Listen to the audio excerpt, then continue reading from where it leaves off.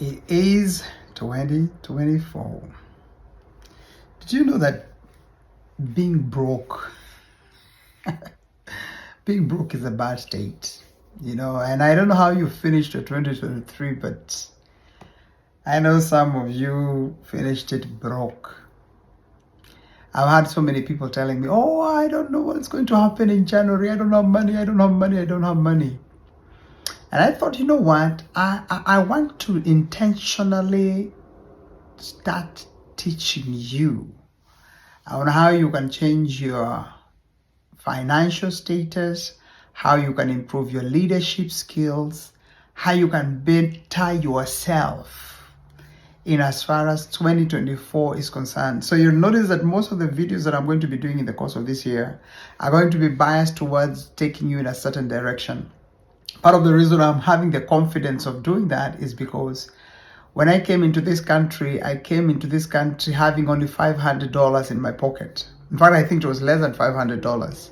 But since I came in and until now, and I see the way God has helped me and the way my finances have changed tremendously and drastically, it makes me feel I need to share a little bit more and let you know that it is possible to do things. Even when you feel like as though you're losing hope, when you feel like as though there is no hope, it is actually possible to change your status financially. It is actually possible to change your status in terms of your leadership. It is possible to change your status in terms of anything you're doing in as far as your life is concerned. I want you to understand that most things that happen in our lives, they have a lot to do with our mindset. They have a lot to do with the way we think. They have a lot to do the way with our stand in as far as life is concerned.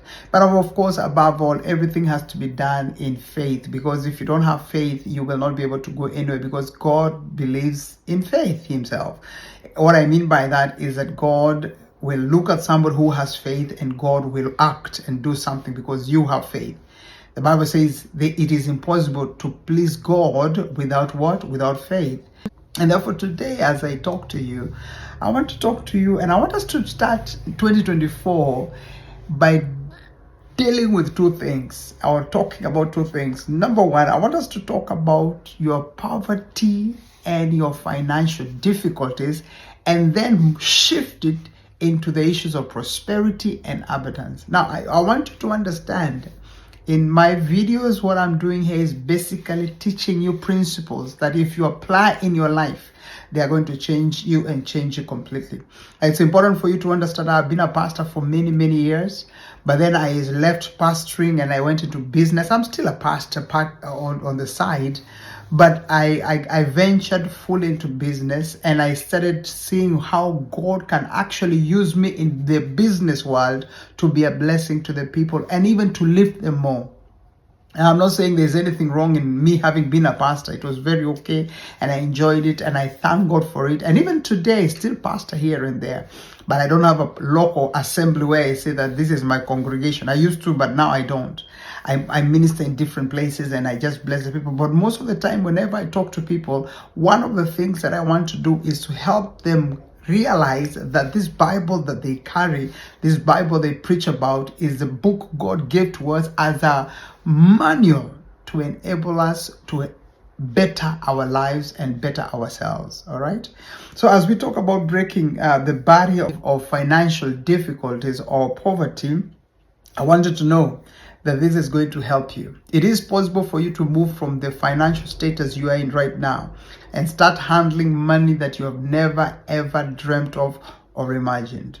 All you need to understand and to know is that it is very, very possible and you can do it. Now, some people will tell me, well, you have the confidence to talk like that because you're in America, and being in America, definitely, oh, this is the land of plenty. This is the land of many things. This is the land where the dollars are. But let me tell you something. Even in this country called America, there are people who are having some serious financial difficulties. If you go downtown and if you go to other places in the streets, you will find people who have even gone as far as becoming homeless. You will find people who are living in the streets. You will find people who don't know what their next meal is going to be. So it doesn't mean that the issues of poverty is only concentrated in places like Africa or Asia or anything like that. Even here in America, we have a number of people who have those problems. And do you know the reason? The reason is because in this country, money does not grow on trees. Because sometimes there is a tendency of people thinking that as long as you're in America, you basically go outside your house, there's a tree there called the Dollar Tree. You know, there's a store called a Dollar Tree. Some people think it's actually a tree, where you go there and the only thing you go and do is to pluck out money, put it in the mark, or put it in pocket, go and do whatever you're doing. You know, there is a tendency of thinking sometimes that being in America is like the way the children of Israel were in the wilderness and God was raining manna on them. All they needed to do is to go out, collect manna, and then go back into the house, prepare it and eat, wait for the following day, do the same thing and what have you. It is not so here in America. If you don't have a mindset, if you don't have a brain, if you don't have a mind that decides you want to get out of the financial barriers and the financial difficulties, if you don't have a mindset that tells you that you have to get out of poverty, I tell you the truth, whether you're in America, whether you're where, you will remain poor and you will remain under those financial problems and financial difficulties. And therefore, as I talk to you and as I teach you, I want you to understand it's not about location per se. You can prosper from wherever you are. They normally say a crocodile in Africa, if you bring it to America, it is still a crocodile. A lizard in Africa, if you bring it to America, it is still a lizard. It doesn't change the state because it has been relocated. No, it is still a lizard. The one thing that encourages me and the one thing that gives me the confidence is to know that as long as I believe in God and as long as I have faith in this wonderful, marvelous, great God, then wherever I am, I will prosper. I will prosper. Whether I'm here in America or I'm in Africa, wherever I am. I thank God because when I came from Africa, I did not come from Africa having been a very beaten up person who had nothing, and then I came to look for they normally say I've come to look for greener pastures. In fact, by the way, for information, I did not come to America to look for green pastures. That was not my idea of coming to America. I came to America because I had felt and I had known that my time in the city I was in Kenya was over. And part of the reason why it was over is because of some of the things that I was going through. There was a lot that was going on in my life at that particular time. There were so many challenges that were going on in my life, to a place where I reached and I felt my time was over to be there. And then I decided, you know what, since I have access to another nation, I will go to that other nation. And thank God, God opened the doors for me to come and do what I started doing. But guess what? When I began here in America with only about $300 to $500, I really didn't know much what I'm going to do. I joined a school. I was in a school for a while. Then after the school, I did not know what I'm going to do. How I'm going to do it. I didn't have a church. I didn't have support from Kenya. There's nobody who was sending me money from Kenya. There's nobody who was supporting me from Kenya. I was all by myself and I had to figure out what to do. I had to know what should I do. And one of the things I remember, just to give a bit of my background, one of the things, and this is something pastors need to understand, one of the things that God spoke to me very clearly in those early years, or those early days in my being in this country, is that God reminded me that doing work was part of his plan. Doing work was part of his plan. I should not feel embarrassed. I should not feel ashamed because I am a pastor. You remember when I was in Kenya, I was used to be what we normally call full-time pastors. Full-time pastors means what? Full-time pastors means you don't do any other job except preaching and doing the church work, which is fine. If it is taking care of your needs and taking care of your issues, praise God for that. No problem, just do it. But you see, the thing is that has made us have a certain mindset that if you're a full-time, you cannot do anything else. If you're a full-time, you should not get engaged in anything else. Why? Because you're full-time. And that's the mindset I was having when I began here. But then when I came here, God started speaking to me. He reminded me that Jesus was brought up in the house of a carpenter. So that basically means the 33 years that Jesus was here on earth, one of the professions he was involved in is the profession of business. He was a businessman because they were doing carpentry. Carpentry basically means they were making furniture and they were selling furniture. They were dealing with furniture in that time and in that city that they were in. You know, he reminded me somebody like Paul. Paul was a tent maker. Paul, while he was preaching and doing whatever he was doing, he was also involved in business. He was in business. He was doing business, and he used to make his money from business. He was so much so in business that at one time he told one of the churches, guys, I really don't need you to give me anything. I can manage by myself. You know, and I look at people like, for example, somebody like Matthew. Matthew he was also in the sector of money or finances. He was a tax collector. He was involved in as far as money is concerned. I look at somebody like Dr. Luke was a physician. He was a medical doctor. He was involved in the healthcare of people. I mean, when you mention people here and there in scriptures, Peter was a fisherman. He was in the business world again, you know. And by the way, for information, sometimes people think that when Jesus said to Peter, follow me, and then Peter followed them, that was the end of Peter ever making money. That was the only thing they were doing is just following. No, Peter had a family. What does that tell me? It tells me if he has a family, there must have been a way he was taking care of his family. How do I know so? It most likely means he was very, very, very involved in business, in his fishing business.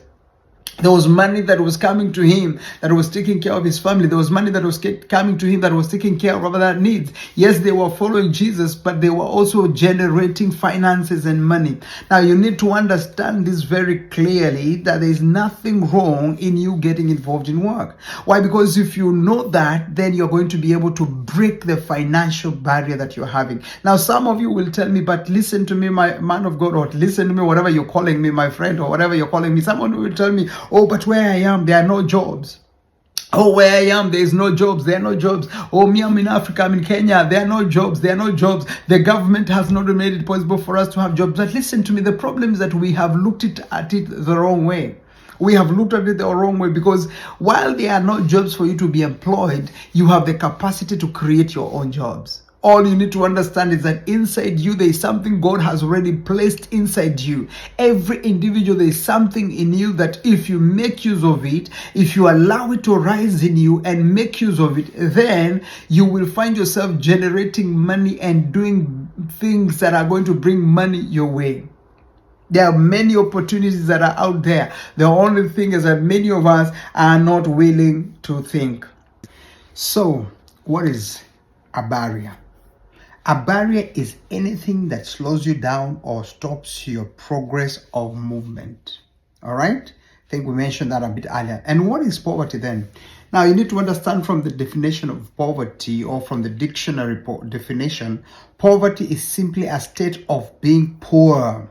Is a state of being poor. Now, anything that is a state, or anything that is described as a state, it basically means that that thing is reversible, or that thing is changeable. So when we say it's a state of being poor, it basically means it's not something that is permanent. So anytime somebody says that you are in poverty or you are poor, it basically means you are in a status which can easily be reversible. There is nobody who is supposed to be permanently poor. There is nobody who is supposed to be permanently in poverty. And I need to emphasize that so much so to some of us, because when I tell you that, it will waken you up in 2024 and make you realize, you know what, I don't have to conclude 2024 the same way I have been doing every other year that has passed in the past. You can make a decision today. Today is the first, is the beginning of the year. You can make a decision and say, as we come to a conclusion of this year, I will definitely see a change in my financial status. And I thank you so much because of listening to me, because as you continue walking with me in this journey, I promise you the truth. Within 6 months or by the end of this year, you will testify and you will tell me for sure, when I started listening to you, my things changed, my life changed, my finances changed, my business changed, because I'm all about making you do better than you are right now in as far as your finances and your issues are concerned.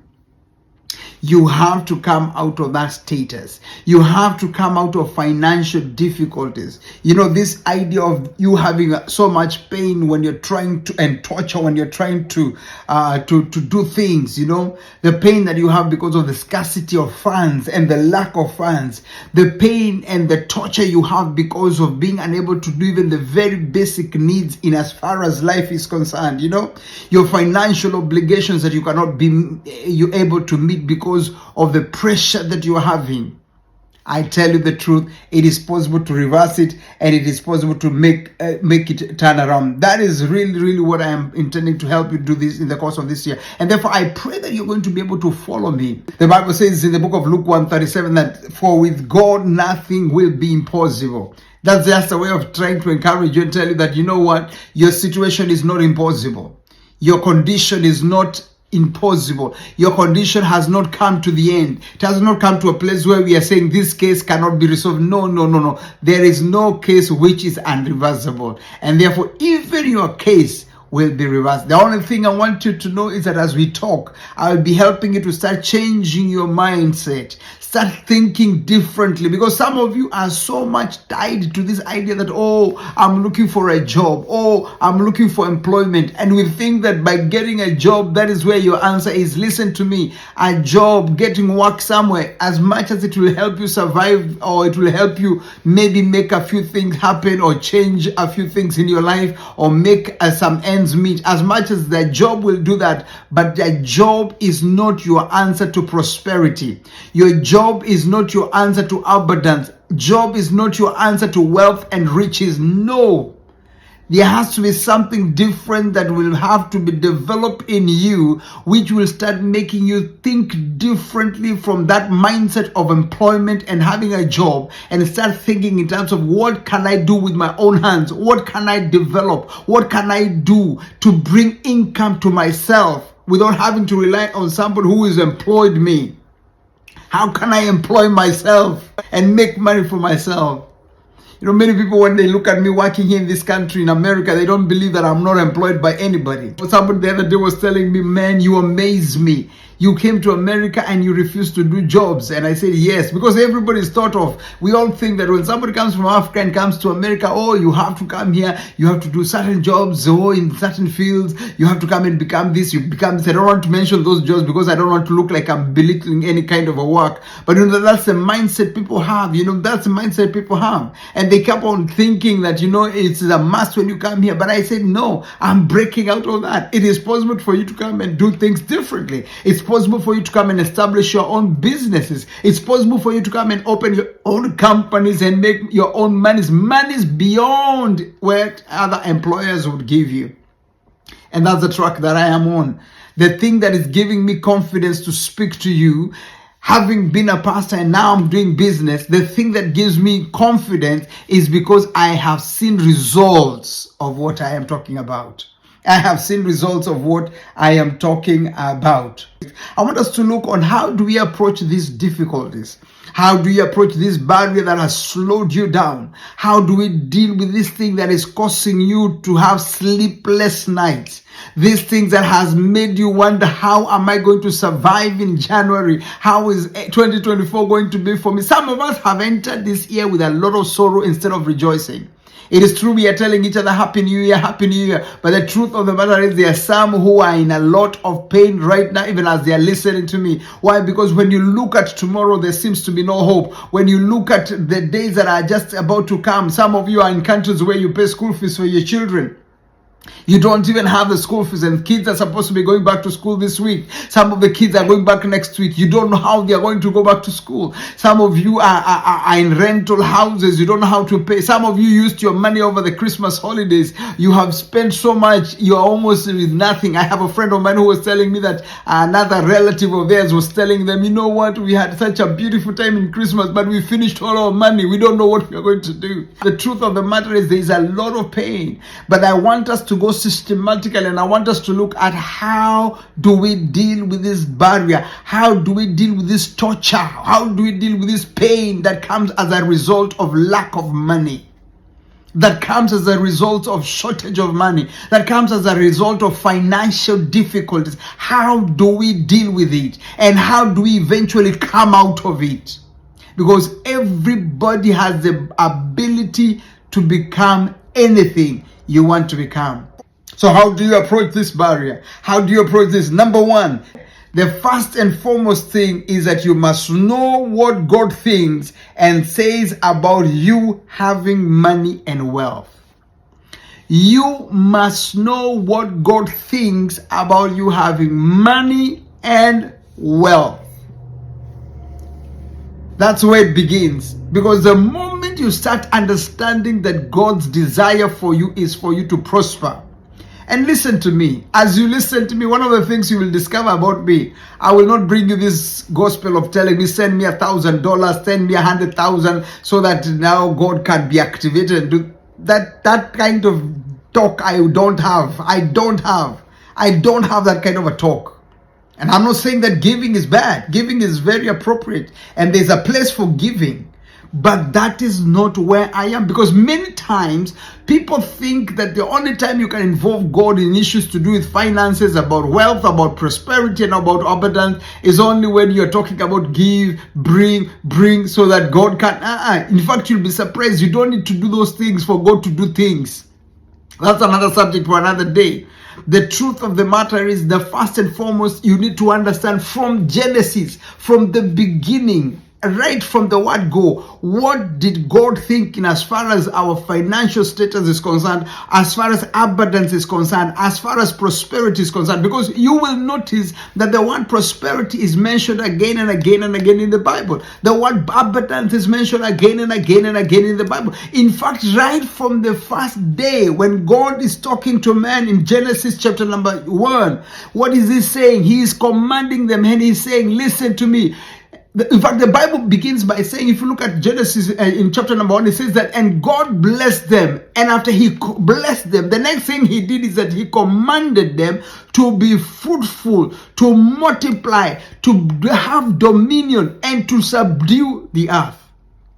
What am I trying to tell you? That right from the moment God created man, his mindset was this man has to increase. This man has to live in abundance. And then he continues to say, I have placed you in this garden, and in this garden I have given you all these trees, all these things for your food, all these things for your enjoyment. In that same garden he had put in gold and different kinds of minerals. That's what the Bible says. Why was there gold right from day one? It's because as far as God is concerned, these things belong to us. Prosperity is ours. And that is why when you go to to Deuteronomy chapter number 8 and verse number 18, in that part of the Bible says, you shall remember the Lord of your God, for it is he who gives you the power to create wealth. He gives you the ability to do what? To create wealth. 3 John 2 says, he desires above all things that we may prosper. Above everything else, God desires that we may prosper. Proverbs 13 verse 22 says, a good man leaves an inheritance to his children's children, but the wealth of the sinner is stored up for the righteous. We are going to be looking at that later on. Proverbs 10:22, what does it say? It says, the blessing of the Lord makes one rich, and he adds no sorrow with it. I like that. The blessing of the Lord makes one rich, and he adds no sorrow with it. Psalms 35 verse 27 says, he delights, he gets excited in your prosperity. All these are scriptures about what God thinks as far as you being prosperous is concerned. I said he gives you the power to make the wealth. That's what he said. I said from Genesis, he put them in a garden that was full of gold and was full of things. He put them in the midst of abundance. Because as far as God was concerned, right from the word go, we are supposed to be abundant. We have also said that he delights and he gets excited when we prosper. In 2 Corinthians chapter number 9 verse 10 to verse number 11, it says, God provides seed for the farmer and then bread to eat. He provides and increases your resources. In verse 11 says, God enriches in every way so that you can always be generous. In other words, as far as God is concerned, He will give you and give you and give you. So that in return, as you are getting, you can also be generous to help others. Remember that when God blesses you, His idea is for Him to bless you, to increase you, to put wealth in you, so that in return, you can equally be a blessing to other people. You can be able to give other people. You can be able to be generous. You can be able to help other people. That's the idea God has. I want you to know, my friends, in 2024, as far as God is concerned, He is thinking well in terms of your abundance. He's thinking well in terms of your prosperity. He desires and He wants to see you moving from level to level in as far as your financials are concerned. God does not get excited when you are troubled because of money. God does not get excited when you are in pain because you are not able to pay your bills. You are in continuously in debt. You are continuously struggling financially. That is not what gives delight to God. God gets delighted when He sees you increasing, when He sees you multiplying. And therefore in 2024, my prayer indeed is this, that you will have a different story. You will talk a different story. Things will turn around for you. You will start seeing things you have not seen before. Why? Because you are starting to think differently. You are starting to realize that God desires for you to prosper. You are starting to realize that God desires for you to be wealthy. There's nothing wrong with desiring to be wealthy, my friends. He gives you the power to make it. Above all things, He desires that you may prosper. He says a good man will leave an inheritance for his children and his children's children. He says that the blessing of the Lord makes one rich. It means whenever He blesses you, He makes you rich. And out of it, He does not add any sorrow or any pain with it. He says that He delights or gets excited in your prosperity. And above all, He is the one who gives you so that you can be able to give others. That's what God desires for you. And therefore, I'm wishing you a very, very prosperous new year. I'm wishing you a very, very plentiful new year. Don't allow your eyes and your mind to start thinking about issues. Just focus on yourself. Make a decision that 2024, my finances are taking a totally new direction. Decide that this year, December, you will not be crying, you will be rejoicing. You will not be regretting, you will be celebrating. You will not be in pain, but you will be in joy and strength because of what you will have seen happen. God bless you so much, and see you in the next video as we continue talking about prospering in 2024. Thank you and bye-bye.